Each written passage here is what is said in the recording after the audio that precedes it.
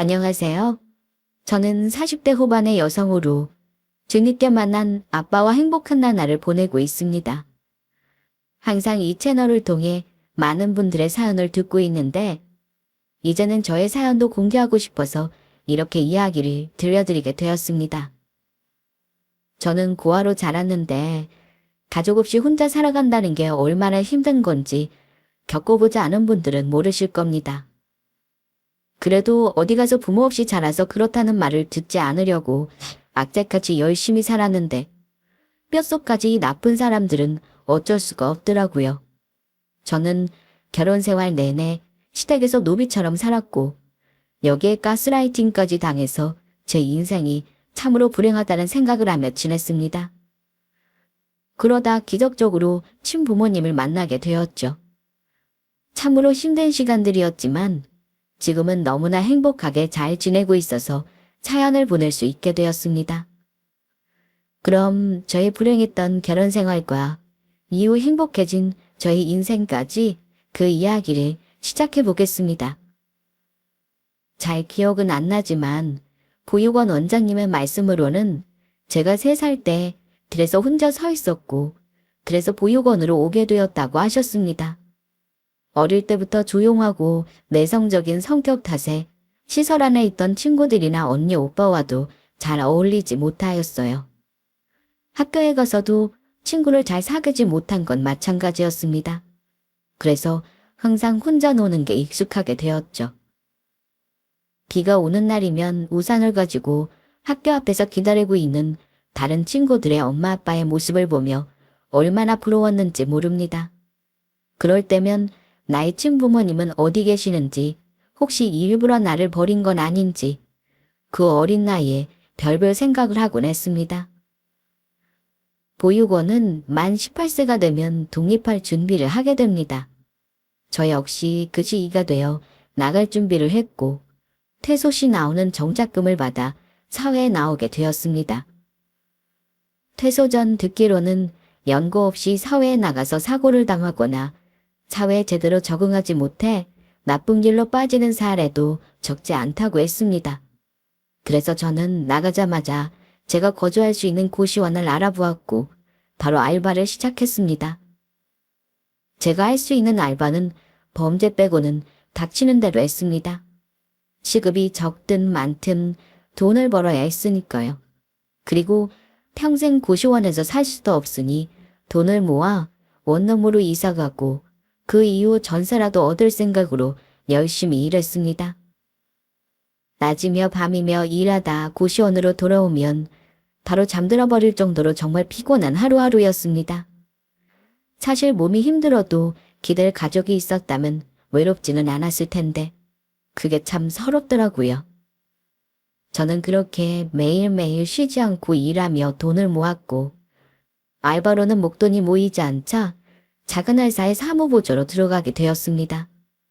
이 회사는 알바하는 식당의 사장님이 소개를 해주신 곳인데 벌이가 달라지니 돈이 잘 모였습니다. 그렇게 5년 넘게 돈을 모아 드디어 싼 원룸으로 이사를 했습니다. 정말 작았지만 고시원보다 나았고 집안에 혼자 쓸 수 있는 화장실이며 주방까지 있으니 너무 좋았습니다. 이때가 제 나이 24살이었는데 전문대라도 나와야 더 괜찮은 회사에 취직할 수 있다는 말에 공부를 시작했습니다. 하지만 당장 비싼 등록금 마련은 어려웠고 방법이 없을까 알아보다가 방통대를 보고는 지원을 했습니다. 다행히 합격했고 저처럼 어려운 사람을 돕고 싶은 마음에 사회복지학과를 선택했죠. 일이 끝나면 집에 와서 공부를 하느라 정말 힘들었지만 목표가 있으니 잠이 부족해도 할만했습니다. 그러던 어느 날 회사를 마치고 집으로 오는 지하철 안에서 깜빡 졸다가 급하게 내리느라고 가방을 놓고 내리는 일이 생겼습니다. 아니 글쎄 지금 당장 찾아드리기 어렵다니까요. 정말 중요한 게 들어있어서 그래요. 학교 책이랑 지갑도 들어있단 말이에요. 유실물 센터에서 연락이 올 수도 있으니까 기다려보세요. 그리고 지갑 안에 혹시 신분증도 있어요? 네, 학생증 있어요. 그럼 제가 연락처 두고 갈 테니까 혹시라도 가방 찾게 되면 꼭 연락 주세요. 꼭이요. 저는 그렇게 영무원에게 부탁을 하고는 집으로 돌아왔습니다. 그런데 정말 다행히도 바로 다음날 가방을 찾았다는 연락이 왔고 바로 지하철로 갔습니다.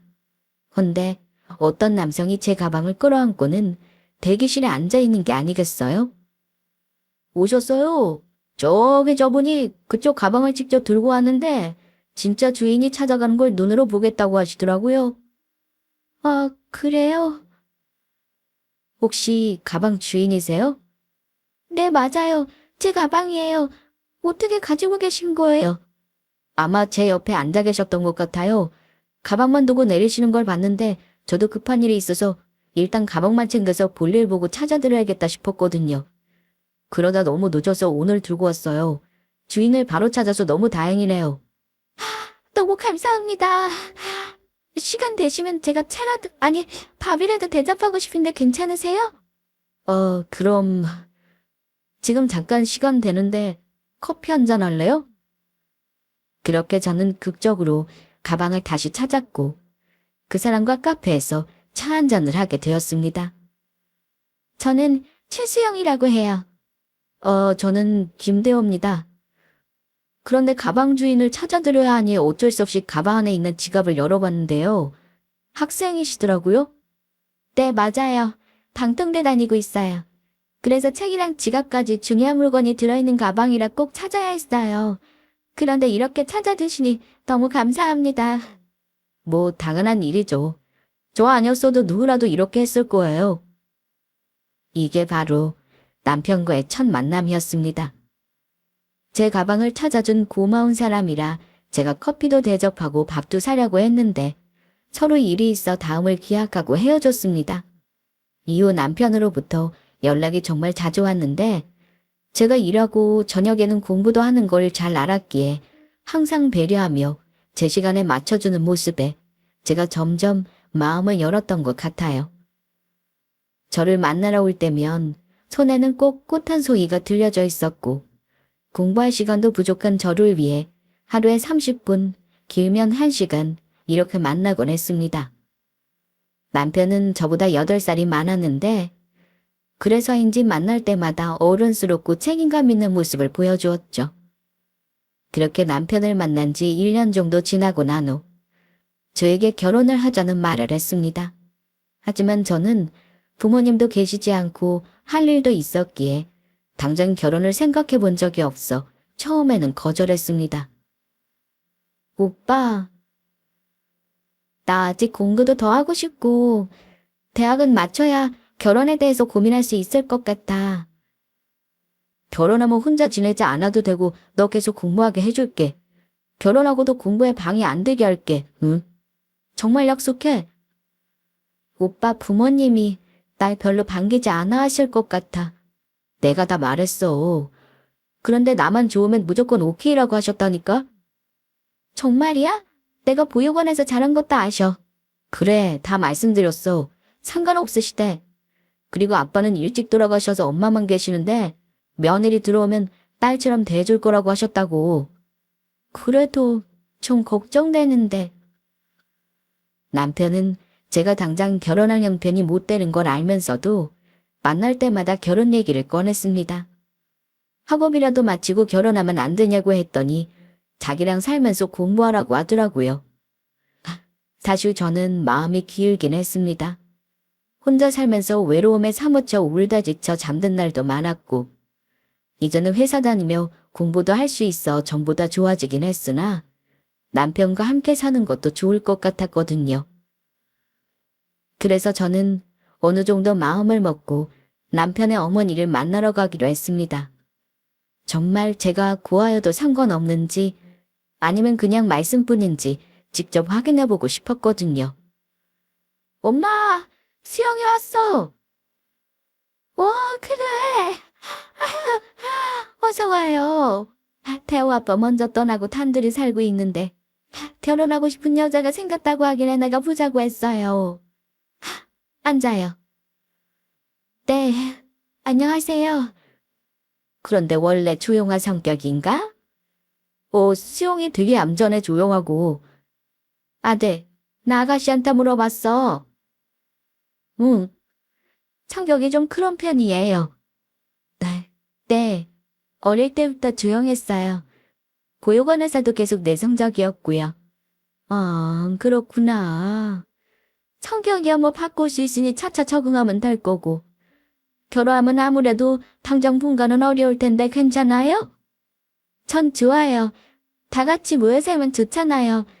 그리고 말씀 편하게 하세요. 그럴까 그럼? 일단 둘이 결혼하면 지금 이 집에서 다 같이 살면 될 거고 살림살이도 다 그대로 쓰면 될 것 같네. 혹시 사고 싶은 가구나 가전 있으면 알아서 사와도 좋고. 거봐, 우리 엄마가 좋아하신다고 했지? 생각했던 것보다 예비 시모는 제가 고아인 점에 대해서 안 좋게 생각하지는 않으셨습니다. 대신 저의 조용한 성격이 좀 마음에 걸려하시는 듯 했는데 그건 눈치껏 행동하면 되겠다 싶었어요. 혼자 지내면서 힘들었던 날들을 떠올리며 이제 정말 가족이 생겼다는 생각에 너무 기뻤습니다. 그리고 결혼하면서 아무것도 해오지 말라고 했지만 남편에게 반지와 시모에게는 옷 한 벌 해드렸습니다. 더 좋은 것도 해가고 싶었으나 여유가 되지 않았기에 살면서 정말 잘해야겠다는 다짐도 했죠. 그렇게 저희는 결혼식을 올렸고 신혼여행은 제주도로 갔다 왔습니다. 남들 다 가든 해외여행은 아니었지만 그마저도 과분했습니다. 보육원을 나와 고생고생하며 살 거라 생각했는데 가정도 꾸리고 이제 남들처럼 살게 되었다고 생각하니 앞으로도 더 행복할 것만 같았습니다. 그런데 저의 이런 생각은 오래가지 않았습니다. 신혼여행을 다녀온 뒤 저는 다니던 회사에 다시 나가기 시작했고 평소처럼 공부도 했습니다. 물론 시모의 아침과 저녁은 제가 챙겼습니다. 시모와 남편이 식당으로 출근을 하면 집안 청소 및 설거지를 빠르게 끝내고 저도 출근을 했죠. 전보다 더 바쁜 생활이 시작되었으나 정말 마음은 편하고 좋았습니다. 그러다 한 달 정도 지나고 남편이 대뜸 회사를 그만두면 어떻겠냐는 말을 했습니다. 무슨 소리야? 왜 회사를 그만두라고 해? 같이 벌면 여보도 좋은 거 아니야. 우리 결혼했고 너도 우리 가족 됐으니 엄마가 식당 하나 와서 일하라고 하셔. 뭐? 아, 그건 좀 그런데 나도 회사 다닌 지 오래고 매달 꼬박꼬박 월급 받는 거 이거 적은 금액 아니잖아. 그리고 나 계속 일하고 싶단 말이야. 너는 어떻게 결혼 전처럼 살려고 해? 이제 엄마 말도 좀 들어야지. 너 나랑 놀려고 결혼한 거야? 가족이면 서로 일도 돕고 그런 거라고. 아니, 그래서 나도 집 청소하고 빨래 그리고 밥 다 하잖아. 그걸로 부족해? 아이, 몰라. 안 얘기했다. 또 할 말 있으면 그걸 엄마랑 얘기해. 난 모르겠다. 남편은 갑자기 회사를 그만두고 식당에 나와 일을 도우라고 했습니다. 결혼 전 공부는 계속해도 괜찮다고 했으나 회사에 대해선 아무 얘기도 나눈 게 없었기에 저도 할 말이 없었습니다. 사실 학교만 졸업하면 더 좋은 회사로 옮길 생각을 했었으니 어차피 그만둘 거 지금 그만둘까 하는 생각까지 하게 되었고 결정만 남겨놓고 있던 상황에서 시모가 또다시 회사 얘기를 꺼냈습니다. 예, 너 이리 와서 앉아봐라. 네, 어머님. 오늘 일찍 들어오셨네요? 그래. 오늘은 좀 일찍 맞춰서 대호가 뒷정리한다고 하길래 나 먼저 들어왔다. 그런데 너 회사는 어떻게 된 거야? 대체 언제까지 나가는 거야? 그만둔다고 들었는데. 네. 저 아직 대호 씨한테도 그만둔다고는 안 했는데. 아니, 시집 왔으면 시부 말도 따를 줄 알아야지. 식당 일이 바쁜데 너 같으면 알바를 쓰겠니? 가족이 서로 돕겠니? 너 회사 그만두고 식당에 나와서 우리 가족 다 같이 일하면 얼마나 좋아. 인건비도 아끼고. 당장 정리해. 알았지? 저는 결혼할 때 해온 것도 없고 고아 출신임에도 아무 말 없이 받아준 것에 대해서 시모의 말을 듣는 것이 보답이라 생각했습니다. 사실 시모가 말은 좀 세게 하긴 하는데 잘해줄 때는 정말 잘해줍니다. 가끔씩 입으라고 옷도 사다 주시고 생일이면 외식도 했죠. 또 공부에 대해서는 아무 터치도 안 하셔서 그것만으로도 다행이다 싶어 결국 다니던 회사를 그만두게 되었습니다. 시모와 남편이 운영하는 식당은 돼지갈비 전문점으로 낮에는 백반을 팔고 저녁에는 고기를 팔았습니다. 그래서 새벽에 나오면 밤늦게야 집에 들어가곤 했습니다.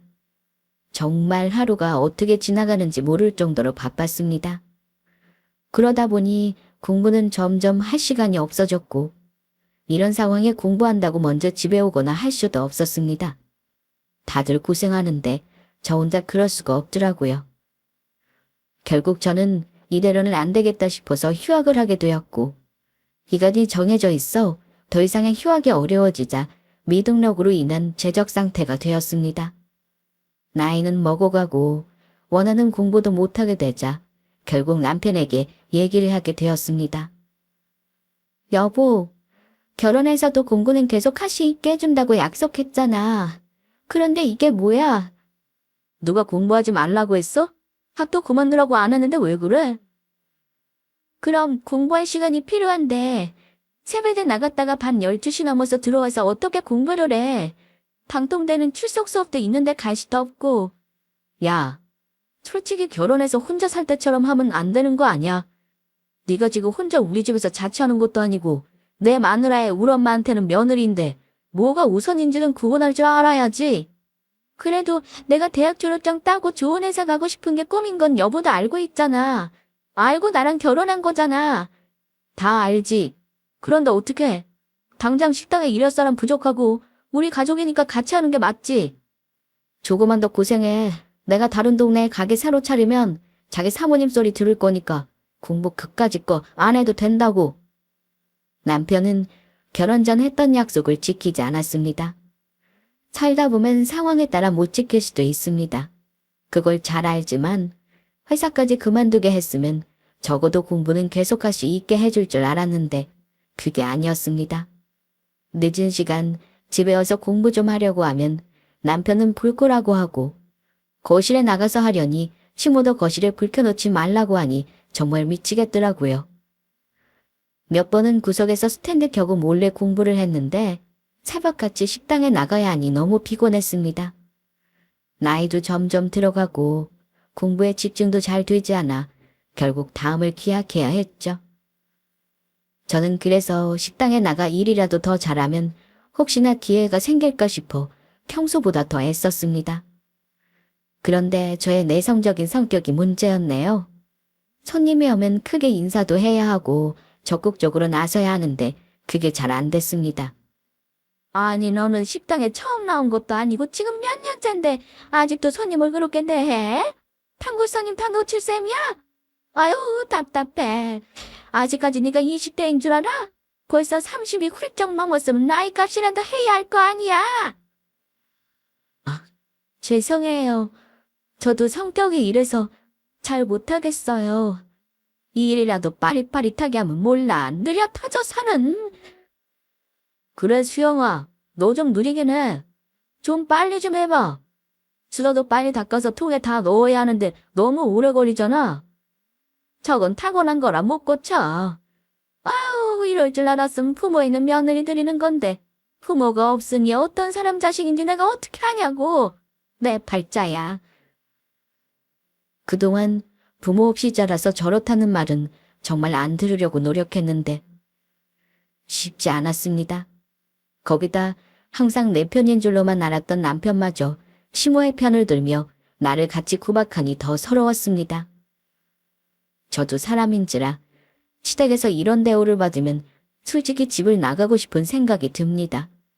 하지만 이제 와서 다시 혼자 시작해야 한다고 생각하니 막막하기만 했습니다. 그래도 저에겐 남편뿐이라는 생각이 들었던 이유가 시모와 남편이 구박은 해도 잘해줬기 때문입니다. 평소 막말을 하며 구박하다가 며칠 뒤 저를 데리고 나가서는 옷도 사주고 먹고 싶은 건 없냐면서 잘해줬죠. 그리고 식당 일이 힘들어서 그런 거라며 이해하라는 말까지 하는데 어쩌겠어요. 그렇게 또 넘어갔죠. 예, 수영아. 너무 서운해 마라. 사람 사는 게 다 그런 거지. 그리고 네가 그런 성격으로 태어나고 싶어서 그런 게 아니잖아. 부모님이 그렇게 물려주신 걸 어쩌니? 그냥 살아야지. 하지만 식당에서는 좀 더 노력해야 돼. 빨리 움직이고 인사도 좀 크게 하고. 알았지? 내가 너한테 바라는 건 그거다. 네, 어머님. 알겠어요. 엄마, 수영이가 바보야? 그 정도면 다 알아들어. 그치, 수영아? 그리고 우리 엄마가 다 너 생각해서 그러는 거야. 잘되라고. 더 잘하라고. 그럼 알고 있어. 나 같은 시어머니가 어디 있니? 결혼할 때 뭐 값비싼 혼수를 말했니? 시집살이를 시키니? 식당 끝나면 아무 터지도 않았는데 너 복 받은 거야. 내일부터는 잘해보자, 아가. 저는 이때만 해도 이게 정말 다 진심이라 생각했습니다. 그런데 나중에 알고 보니 가스라이팅이었어요. 마치 나 때문에 그런 것처럼 몰아가고 당장 못되게 했다가 나중에는 잘해주는 게 반복이었죠. 그렇게 또 몇 년이라는 세월이 흘렀습니다. 그러던 어느 날 식사 때가 지나 한가해졌고 시모와 남편은 재료를 사러 잠시 나갔습니다. 그때 행색의 남루한 노인이 식당을 한참 쳐다보더라고요. 혹시나 밥이 먹고 싶어서 그런가 싶어 여쭤봤는데 아무 말도 안 하시길래 제가 팔을 잡고 끌고 와서 공짜로 밥을 내줬습니다. 이거 드세요. 돈 안 받을 테니까 그냥 드셔도 됩니다. 아니, 안 그래도 되는데. 식사 거르시면 안 되잖아요. 제가 밥이랑 반찬 몇 가지만 내온 거니까 그냥 드시고 가세요. 저는 메뉴판 대로 드리긴 좀 그래서 밥이랑 반찬 몇 가지 그리고 가족들이 먹으려고 따로 끓여놓은 국을 데워서 한 상 차려드렸습니다. 푸짐하지는 않아도 함께 먹기에는 충분한 식사였죠. 고마워요. 그럼 맛있게 잘 먹을게요. 네, 천천히 드시고 가세요. 그렇게 노인은 밥알 한 돌 남기지 않고 반찬도 모두 깨끗하게 다 드시고는 자리에서 일어났습니다. 저는 너무 뿌듯했고 안녕히 가시라고 인사를 했죠. 그런데 그때 시모와 남편이 식당으로 돌아왔습니다. 아니 얘, 저 노인네 뭐 시켜서 먹은 거야? 상 차린 게 왜 저래? 아, 그게 돈은 왜 나가는데 계산은 안 해? 시모가 그렇게 저를 구박하기 시작하는데 노인은 나가다 말고 저를 한참이나 쳐다봤습니다. 그게 아니라 저분이 배가 고프신 것 같아서 제가 밥을 차려드린 거예요. 저희 밥 먹으려고 싸온 반찬들로 드린 거라서 좀 받기가 그렇더라고요. 뭐야? 아니 너 미쳤어? 그러면서 제 뺨을 때리는데 식당에서 식사 중이던 몇몇 손님들이 이 모습을 다 쳐다봤습니다. 사람들이 보든 말든 시모는 계속해서 저에게 막말을 해댔죠. 네가 뭔데 밥을 마음대로 주고 말고 아니 해? 이 식당이 네 거야? 어? 죄송해요 어머니. 파는 건 드리지 않았어요. 저 밥은 쌀은 돈 주고 사는 거 아니야. 네가 사는 거 아니라고 마음대로 해도 돼? 너 왜 그랬어? 이런 건 전화해서 물어보든지 아니면 냅둬야지. 저런 거지한테 밥 공짜로 준 거 소문나면 몰려온다고. 그럼 그때 와서 네가 책임질 거야? 아니 넌 어떻게 그런 것도 모르냐? 참나. 이래서 사람 근본이 중에 근본이 호화 주제 어디서 설심을 쓰고 있어? 어머님, 제가 물어보지도 않고 그런 건 잘못했지만 말씀이 너무 지나치신 거 아니세요? 뭐야? 뭘 잘했다고 이불련이야? 네가 고아라서 고아라고 한 건데 내 말이 틀렸어? 처음 인사 왔을 때 답답한 성격이 걸렸는데 하는 짓도 어쩜 저 모양이야. 짜증나죠? 사람 세워놓고 온갖 막말을 하는데 멀쩡할 사람이 있겠어요? 결국 저는 그날이요 몸살이 나서 며칠 동안 식당에 나가지 못했고 집에 누워만 있었습니다. 그 모습도 시모의 눈에는 안 좋게 보였는지 아침에 남편과 함께 나가면서 이런 말이 들렸습니다. 쟤는 왜 저렇게 꼴보기가 싫으니? 난 골라도 어쩜 저런 애를 골라왔어? 내가 이 나이에 며느리한테 대접은 못 받아도 내가 수발은 안 들게 해야 하는 거 아니냐? 난 착해서 골랐지. 조용조용하니 말대꾸도 안 할 것 같고 시키는 거 잘하게 생겼잖아. 부모도 없겠다. 장인장모 눈치 안 봐도 되고. 그래. 우리 아들 말도 맞는데 쟤 너무 아니지 않냐? 방만 축내고 대장하는 게 뭐야? 식당 일도 제대로 못하고 무슨 지가 공부를 한다고 하질 않나? 아휴. 아픈 것도 서러운데. 밖에서 저런 얘기가 들려오니 눈물이 주르륵 흘렀습니다. 당장 이 집을 벗어나고 싶다는 생각뿐이었죠. 처음에는 부모도 없는 나를 받아주고 잘해주니 감사한 마음에 보답하며 살아야겠다 싶었지만 점점 이건 아니다 생각이 들었습니다. 나를 이용하는 것만 같았고 마치 노비 부리듯 하는 모습에 내가 속았구나 싶더라고요. 하지만 당장 제가 뭔가를 할 수 있는 건 없었습니다. 이혼하고 싶어도 남편이 안 해주면 그만이니 방법이 없었어요. 그런데 그날 밤 약을 먹고 다시 잠을 청하려는데 치무와 남편이 일을 마치고 들어오더라고요. 그러면서 방문을 벌컥 열더니 야, 너 오늘 어떤 손님 찾아왔는데 남자더라. 무슨 사이야? 어? 누구? 나 아는 사람 없는 거 당신이 더 잘 알면서 그걸 내가 어떻게 알아? 네가 나 만나기 전에 누구랑 만났는지 내가 알 게 뭐냐고. 내일 또 온다고 하던데 내일 식당 나와라. 언제까지 그러고 있을 건데 밥값은 해야 되는 거 아니냐? 그러면서 문을 쾅 닫고 나가는데 거실에서 시모의 목소리도 들렸습니다.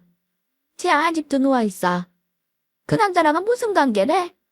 몰라요. 어떻게 만난 건지. 내일 또 온다니까 보면 알겠죠?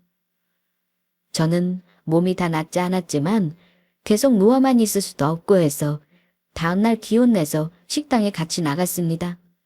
몸이 아프니 평소보다 더 느려진 탓에 구박은 더 심해졌고 항상 듣던 말이라 이날도 그냥 그러려니 하고 오픈 준비를 하고 있었죠. 그런데 어제 남편이 말한 그 남자 손님이 저를 찾아왔습니다. 저 어제 왔었던 사람인데 최수영 씨 오늘 나오셨어요? 제가 최수영인데 누구세요? 둘이 아는 사람 아니었어. 대체 누구신데 우리 와이프를 찾아요? 그게 잠시만요. 이 남자는 갑자기 식당을 나갔다가 얼마 전 오셨던 그 노인분을 모시고 다시 왔습니다. 맞네, 이 처자 맞아. 나 알죠? 아, 네, 안녕하세요. 혹시 식사하러 또 오신 거예요? 저는 내심 불안했습니다. 전에 남편이 공짜로 밥 줘서 계속 오면 책임질 거냐고 했던 말이 떠올랐거든요. 그런데 그게 아니었습니다. 내가 오늘 밥값 내러 왔어요. 아니, 그건 메뉴판에도 없는 거라. 밥을 먹었으면 돈을 내야지. 자, 받아요. 5만 원인데 부족하면 더 내고. 아니, 저희 백반도 9천 원인데 5만 원이나 주셨어요. 그럼 거슬러 드릴게요. 아니 준다는데 그냥 받아. 뭐 거슬러 줘. 그래요, 받아요. 내가 고마워서 주는 거니까. 그러면서 제 남편에게 잠깐 저와 얘기를 나눠도 되는지 물었습니다. 근무 시간이니 혹시나 그때처럼 또 혼날까 싶어 미리 물어보는 것 같았어요. 무슨 일이신데요? 말씀을 하셔야 허락을 하더라죠. 지금 일하는 중이나 따로 시간 낼 수는 없을 것 같은데. 딱 30분이면 됩니다.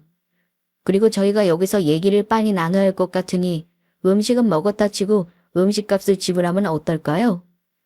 뭐 그럼 그러시던가요. 저기 안쪽에 있는 테이블로 가세요. 야, 너 여기 빨리 끝내라. 업무 하나면 무서운 거 알지? 저는 알겠다고 한 뒤 저를 찾아온 두 사람과 식당 테이블에 앉아서 얘기를 시작했습니다. 저는 사회복지 공무원입니다. 주로 아동복지 관련 일을 하고 있고요. 아, 네. 그런데 저는 왜 보자고 하신 건지. 이분은 제 아버지세요. 그런데 며칠 전 여기서 공짜 밥을 얻어먹고 왔다고 하시면서 같이 꼭 한번 가봤으면 좋겠다고 하시더라고요.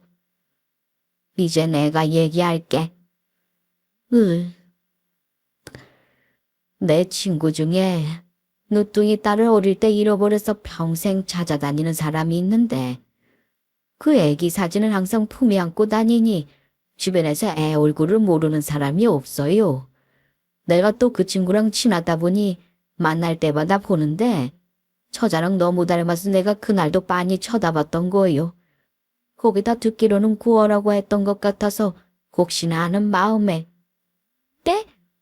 설마 말도 안 돼요. 제가 얼마나 닮았길래요?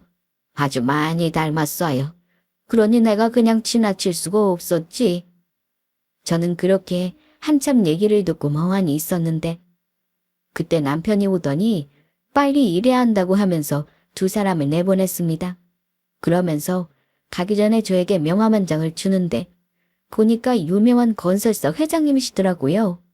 저는 얼른 주머니에 넣었고 남편은 그걸 모르니 저에게 또 이상한 소리를 해댔습니다. 뭐냐? 저 노인 아는 사람 딸이랑 너랑 닮았다고 하는 게 정말이야. 그렇다나 봐. 아, 진짜 티펄쩍 왜 그러냐? 진짜인지는 모르겠는데 진짜라 해도 저 행색을 봐라. 거짓고루라고. 친구면 똑같겠지. 아빠라고 찾았는데 그 집은 어떡할래? 설마 너 우리 집에 네 아빠란 사람까지 빌붙게 할 건 아니겠지? 내가 미리 말해놓는데 우리 엄마 알기 전에 조용히 해결해라. 그리고 빨리 일어나. 손님 올 시간이야. 저는 남편이 뭐라고 하는지 잘 들리지도 않았습니다. 아빠를 찾게 된다면 엄마도 볼 수 있고 또 어쩌다 내가 보육원을 가게 된 건지도 알 수 있을 테니 최대한 빨리 만나보고 싶었습니다. 만일 내가 친딸이 아니라 하더라도 이 기대감에서 빨리 벗어나려면 더는 시간을 끌 수가 없었죠. 그런데 제가 개인 볼일을 보려면 시모나 남편의 허락이 필요했는데 구체적으로 말하지 않는 이상 외출이 쉽지 않았어요. 그래서 저는 그 노인분의 아들이라는 사회복지 공무원과 자주 연락을 하면서 지냈는데 보육원을 통해 제가 오기 전 어디에 있었고 누구의 손에 끌려왔는지는 알아볼 수 있었습니다. 그리고 누뚱이 딸을 잃어버린 채 살고 계시다는 그분의 얘기도 들으며 정말 저와 그분이 연관성이 있는지를 알아보게 되었죠. 아무 조사 없이 바로 만나서 만약 아니라고 하면 서로 실망이 클 테니 그 전에 어느 정도 조사를 하면 좋겠다 하더라고요. 그러다 결정적으로 제가 어릴 때 혼자 서 있던 장소와 제 아빠로 추정되는 분의 의견이 정확하게 맞다는 걸 확인할 수 있었습니다. 저는 마음이 급해졌습니다. 어떻게든 직접 만나 확인하고 싶었죠. 어머님, 제가 내일 일이 있어서 나가봐야 할 것 같아요. 식당은 오후에 나와도 될까요? 뭐, 너 오전에 제일 바쁜 거 알면서 그런 말이 나와? 시끄럽다. 너 할 거 다 해놓고 나가는 거면 몰라도 안 돼. 정말 중요한 일이라 그래요. 그게 무슨 일인데? 다녀와서 말씀드릴게요. 어머, 얘 좀 봐. 뭐, 갔다 와서 말을 해. 뭐 이런 게 다 있어? 고육은 수준이 그렇지. 애들 교육 똑바로 시켰을 리가. 난 허락한 적 없다. 식당에서 안 보이면 각오해. 저는 당연히 안 될 거라고 생각했습니다. 남편한테 말하면 따라간다고 하거나 혹은 시모처럼 절대 안 된다고 할 게 뻔해서 아예 말도 꺼내지 않았는데요. 방법은 하나였습니다. 그냥 나가는 거죠. 다음 날 저는 평소처럼 아침을 차렸고 식당에 나갈 것처럼 준비를 했습니다. 설거지까지 하고 슬슬 나갈 준비를 하려는데 시모가 같이 가야 한다며 현관에 서서 저를 기다리더라고요. 너 안 나오고 뭐하니? 설거지가 좀 남았는데 먼저 가세요. 금방 갈게요. 그래 엄마 우리 먼저 가자. 너는 알지도 못하면서 쟤 오늘 어디 간다고 하는데 내가 허락 안 해줬어. 말 안 하고 나가면 어쩌려고 그래. 지금 같이 나가 이따 딴짓 못하지. 뭐? 너 진짜야? 어디 나가려고? 빨리 말해. 아니야 아무것도. 잠시만요 옷 갈아입고 나올게요. 저는 그렇게 식당에 같이 나갔고 손님이 없는 시간에 어떻게든 나갔다 와야 했습니다. 그런데 시모가 전과 달리 계속 저를 감시하듯 쳐다보더라고요.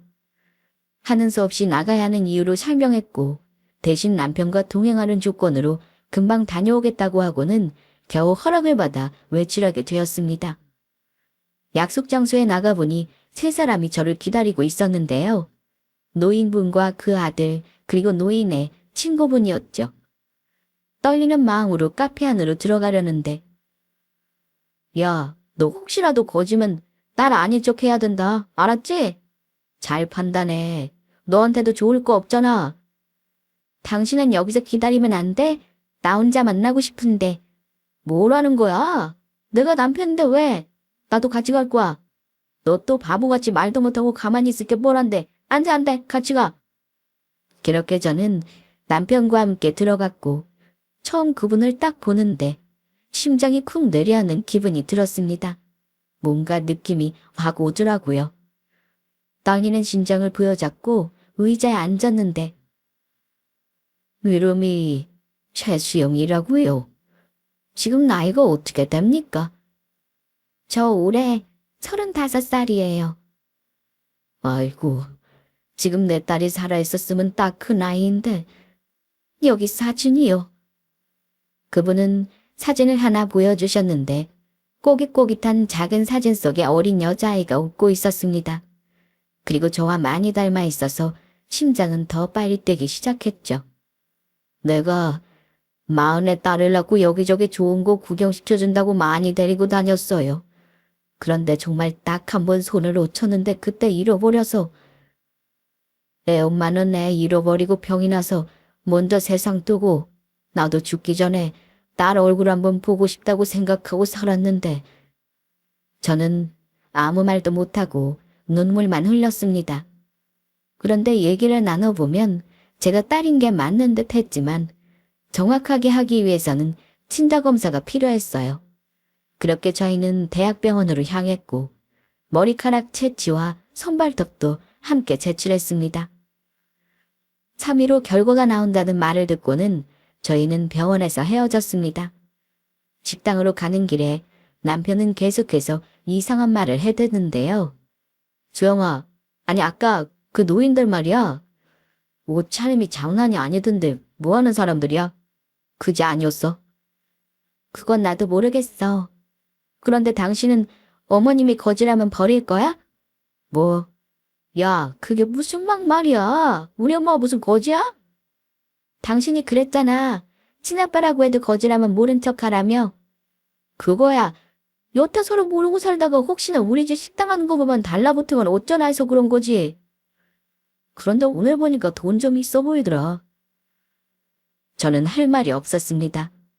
만일 그분이 저의 친아빠가 맞다면 정말 돈이라도 뜯어낼 것 같았죠. 제 아빠라고 주장하는 분은 중견기업의 대표라고 하셨으니 남편이나 시모가 절대 가만히 있을 것 같지 않았습니다. 왜 이렇게 늦게 왔어? 나 혼자 얼마나 힘들었는지 아니? 빨리 들어가서 채로 다듬고 밀린 설거지나 해라. 네. 아우 답답해. 쟤는 내가 무슨 말만 하면 내내 이러기만 하고 싹싹한 구석이 없단 말이야. 엄마, 지금 그게 중요한 게 아니야. 내가 아까 보니까 얼마 전에 밥 먹고 갔던 그 거지 행색으로 온 노인 있지. 오늘 정장 빼입고 왔는데 포스가 장난 아니었다니까.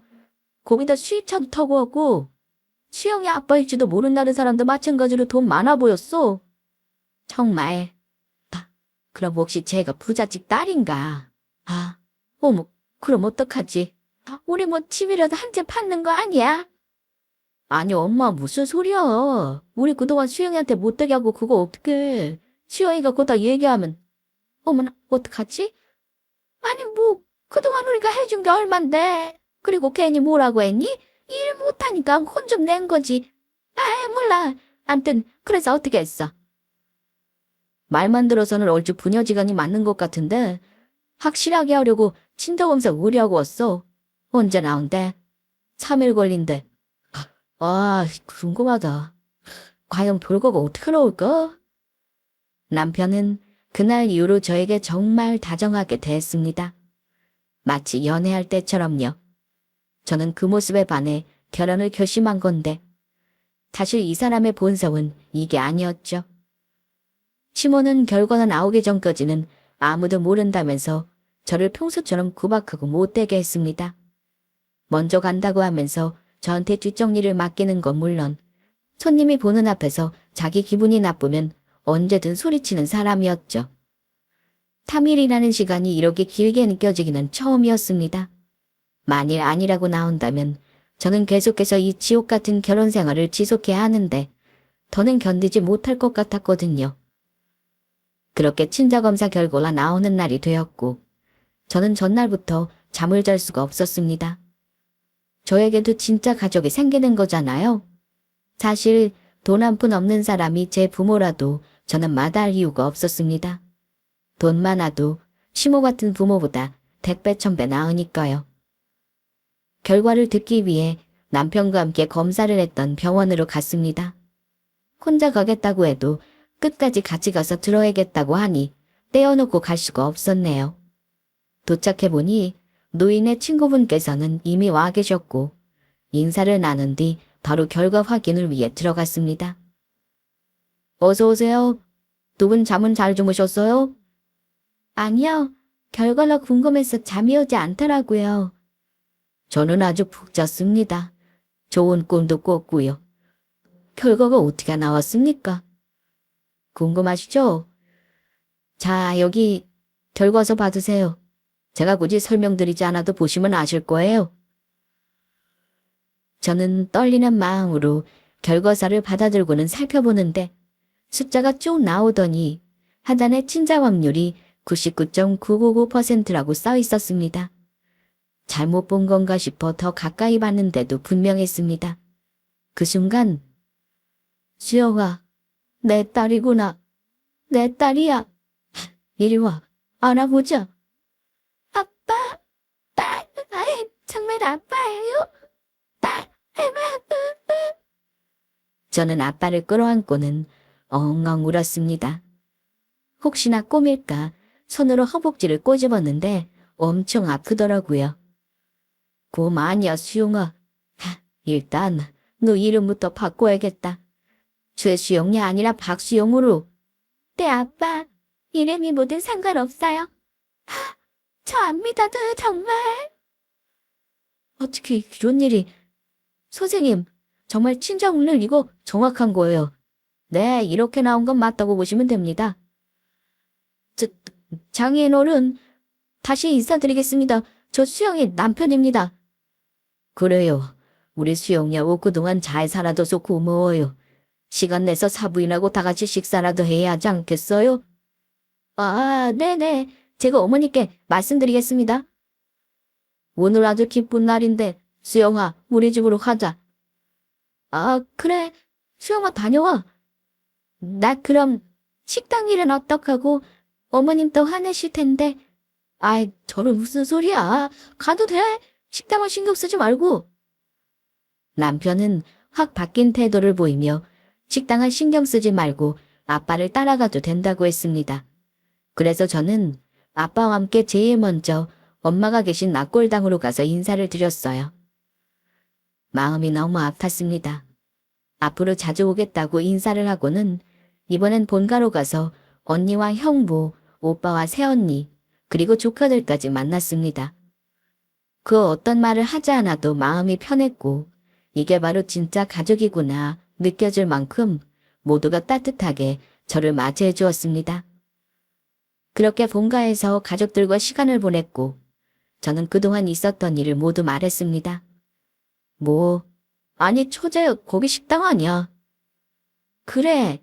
사람들이 보든 말든 그렇게 구박을 했단 말이야. 네 형부 변호사야. 너 거기서 나와. 우리가 도와줄게. 응. 가족들 모두 제 얘기에 화를 내며 당장 찾아가지고 난리였는데 제가 식당 이름을 말하자 언니가 SNS에서 본 적이 있다며 저에게 영상 하나를 보여주었습니다. 확인해보니 제가 시모에게 구박당하고 있는 모습이었고 멀리서 줌으로 찍은 걸로 보아 손님이 찍어 올린 것 같았어요. 조회수가 상당했고 댓글에는 누가 식당 이름까지 정확하게 적어 놓았더라고요. 이게 영상 하나가 아니라 여러 개여서 더 퍼지는 건 시간 문제였습니다. 세상에, 그러고 보니 혼나고 있는 사람이 수영이 많네. 와, 너네 시모 어쩜이래. 너 당장 이혼해. 그런 집에 내 동생 못 둬. 나 실은 전부터 이혼하고 싶었어. 남편이 해주지도 않을 것 같아. 이혼하고 나서도 혼자 살면 찾아올 것 같고 무서웠어. 이제 그런 걱정하지 마. 아빠가 있잖아. 너 당장 이혼해. 내가 그 집 가만 안 둬. 절대로. 아빠는 그렇게 제 손을 잡고 시댁으로 가자고 했고, 시모와 남편을 보자 저는 이혼 통보를 했습니다. 어이, 장인어른 오셨어요? 그런데 너 갑자기 이혼이라니, 그게 무슨 말이야? 전부터 이혼하고 싶었어. 이혼해줘. 우리 수영이한테 그동안 한 짓 다 들었네. 내가 두 사람 가만두고 싶지 않은데 여기서 조용히 이혼 도장 찍으면 그냥 돌아가겠네. 아니, 뭐라고요? 이혼? 참나. 네, 이혼해드리죠. 그 대신 돈을 줘야 할 것 같은데요. 무슨 돈이요? 얘가 우리 집에 씹을 때 맨몸으로 왔어요. 옷 한 벌 해준 게 전부라고요. 그동안 먹고 자고 또 식당에서 일하면서 그를 깨먹은 것까지 하면 1억은 받아야겠네요. 그리고 우리 집에서 일하지 않았으면 어디 두 사람 만날 수나 있었겠어요? 그거 다 내 덕이에요, 내 덕. 시모는 1억이라는 거액을 요구했고 자기 덕에 아빠와 제가 만난 거라는 이상한 소리를 해댔습니다. 아빠는 절대 그 돈 줄 리 없었고 결국 이혼 소송으로 진행하게 되었습니다. 변호사인 형부를 통해 이혼 소송 시 상대방 유책 사실을 입증해야 한다고 들었고 폭언 녹취도 가능한지 물어보니 가능하다고 했습니다. 사실 그동안 시모 집에서 살면서 저에게 온갖 욕설을 다 했는데 언젠가 도움이 될까 싶어 몰래 녹음한 게 있었습니다. 몇 년간 이어졌으니 녹음 파일이 얼마나 많았겠어요? 그게 이렇게 쓰일 줄은 몰랐는데 정말 빼도 박도 못하는 증거가 되어 저는 그토록 원하던 이혼을 하게 되었습니다. 이후 시모는 1억이 많으면 5천도 된다고 하면서 달라고 계속 요구를 했고 남편은 돈보다는 미안하다며 다시 합치자는 말을 했습니다. 제가 미쳤나요? 그런 집구석에 다시 들어가게요. 저는 이혼한 걸로 충분히 만족했고 이제 다 끝났다고 생각했는데 하나 더 남아있었어요. 시댁 식당이 망했다는 소식이었습니다. 사실 그들이 어떻게 살든 더 이상 관여 안 하려고 했는데 알아서 식당이 망하니 제 속이 뻥 뚫리는 기분이 들었습니다. 시모가 저에게 함부로 했던 그 영상들이 너튜브에 올라가면서 조회수가 폭발하였고 해당 식당이 어디인지 많은 사람들이 알게 되면서 손님이 또 끊기게 된 겁니다. 게다가 식당 출입구와 창문에 사람들이 낙서까지 하면서 더 이상의 영업이 어려워졌다고 들었습니다. 전 남편은 그날 이후 저에게 진심으로 사과하고 싶다고 한 번만 보자고 했는데 고민 끝에 만나러 나갔더니 말 그대로 그지꼴을 하고 나타났습니다. 제가 사과도 안 받고 평소와 다른 태도를 보이자 전 남편은 다 저 때문에 이렇게 됐다고 갑자기 화를 내기 시작했는데 밖에서 기다리던 아빠가 들어오셔서는 전 남편 멱살을 잡고는 다시 한번 내 딸 앞에 나타나면 그땐 가만두지 않을 거니 그렇게 알게. 장인어른, 9천만 원이 안 되면 3천만 원이라도 아니면 2천만 원이라도 안 될까요? 이 자식이? 아빠는 결국 전 남편의 얼굴을 주먹으로 쳤고 전 남편은 나가 떨어지며 끝까지 제 탓을 하며 울었습니다. 그게 제가 본 전 남편의 마지막 모습입니다. 저는 그 이후로 못했던 공부를 다시 시작했고 방통대를 무사히 마친 뒤 대학원까지 진학했습니다. 아직 졸업하려면 멀었지만 사회복지사가 되어 어려운 사람들을 도우며 살아갈 생각이랍니다. 지금 벼랑 끝에 서 있다는 생각이 들어도 누구나 기회는 오는 것 같습니다. 그러니 포기하지 마시고 지금 힘든 시기에 계시다면 꼭 잘 이겨내시길 바랄게요. 저의 이야기 들어주셔서 감사합니다.